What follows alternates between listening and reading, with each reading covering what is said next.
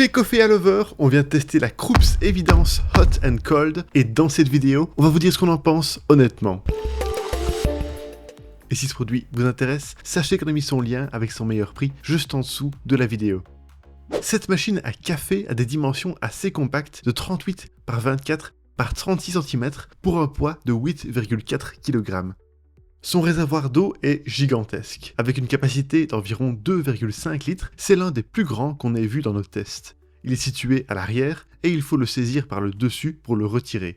Nous n'avons pas trouvé la taille du bac à grains, mais nous avons facilement pu y placer 200 grammes. Comme souvent, c'est par le dessus de la machine qu'on y accède, et c'est là aussi qu'on peut choisir la finesse de la mouture sur 5 niveaux. Il n'y a malheureusement pas de compartiment à café moulu. Il n'est donc pas possible de préparer ponctuellement une autre sorte de café comme du déca.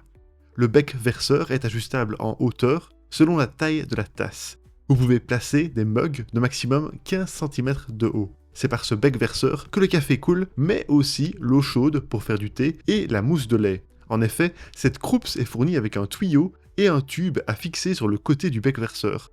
Le tout pompe le lait que vous avez préalablement placé dans un contenant à côté de la machine. Le système n'est pas très glamour, mais il a le mérite d'exister et de fonctionner correctement. Comme toujours, le repose-tasse sert aussi d'égouttoir. Il s'enlève en le faisant glisser vers l'avant. On a accès au collecteur de marc de café sur le côté gauche de la machine. Nous avons compté qu'il pouvait contenir environ 9 galettes de marc de café. Pour paramétrer la machine et choisir l'une des 19 boissons, il y a un panneau tactile et un écran LED. La luminosité de l'écran est ajustable sur 3 niveaux. Certaines recettes sont accessibles directement depuis le panneau de contrôle. Tout est très réactif et nous avons jugé l'utilisation générale très simple. Pour en finir avec le design, notez qu'un second tuyau, un goupillon de nettoyage, une bandelette pour tester la dureté de l'eau, un produit détartrant et 2 pastilles de nettoyage sont fournis dans la boîte. Voilà pour le design. Passons maintenant aux fonctionnalités et aux performances.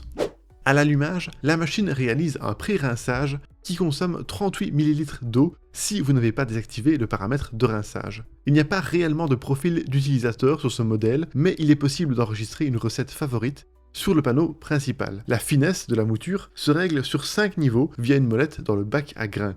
En plus de ça, vous pouvez choisir la température du café sur 3 niveaux et adapter son intensité grâce à la fonction Aroma Plus sur 3 niveaux également. La machine permet de réaliser 1 ou 2 tasses à la fois, ce qui est pratique.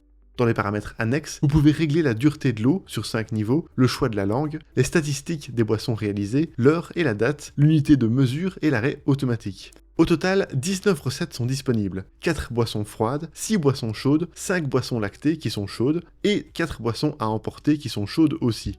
Lors de la première mise en route de la journée, il faut compter 1 minute et 4 secondes pour que la machine s'allume, réalise le préchauffage, sans rinçage, puis fasse un espresso. C'est très rapide. Voici les résultats que nous avons obtenus pour certaines des recettes en utilisant leur longueur et intensité de base.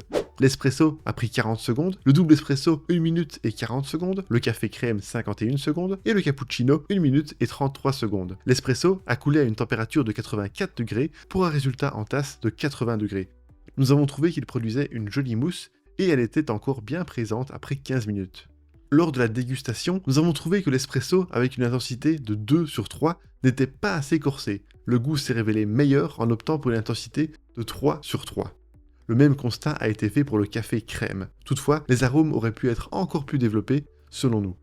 Enfin, le système permettant de préparer la mousse de lait s'est révélé efficace. Nous avons même été agréablement surpris par la densité de la mousse obtenue lors de la réalisation du latte macchiato. Voilà pour les performances et les fonctionnalités. Maintenant, qu'en est-il de la facilité d'entretien ? En plus de l'entretien régulier, consistant à vider le bac de marc de café et d'égouttoir, il faut rincer le système du mousseur à lait, ainsi que le tube et le tuyau. Notez qu'aucun de ces éléments ne peut être placé au lave-vaisselle. La Krups Evidence demande de réaliser un nettoyage automatique complet 3 fois par an. Le processus n'est pas très complexe et se fait en 13 minutes. Cependant, il nécessite l'emploi de capsules spécifiques de la marque et seulement 2 tablettes sont incluses dans la boîte à l'achat.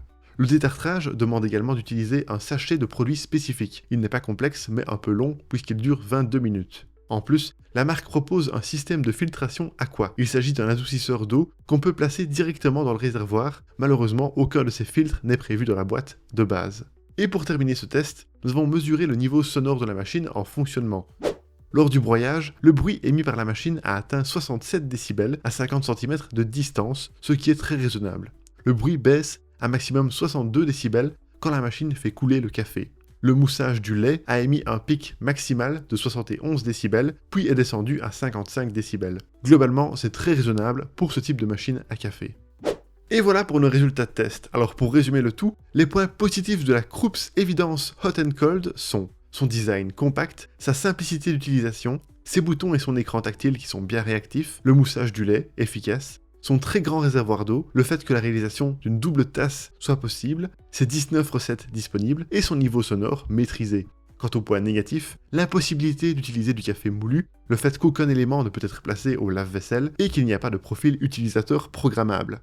Et voilà qui termine notre test, merci beaucoup de l'avoir regardé. Pour rappel, vous trouverez le lien de ce produit avec son meilleur prix juste en dessous de la vidéo. Et si vous aimez les tests honnêtes de machines à café, n'hésitez pas à vous abonner.